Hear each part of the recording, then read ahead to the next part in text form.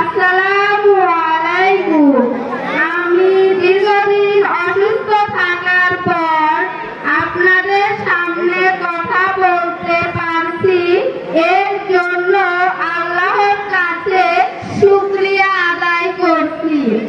আমার কারাবন্দী অবস্থায় আপনারা আমার জন্য সংগ্রাম করেছেন, সেজন্য আমি আপনাদেরকে ধন্যবাদ জানাচ্ছি।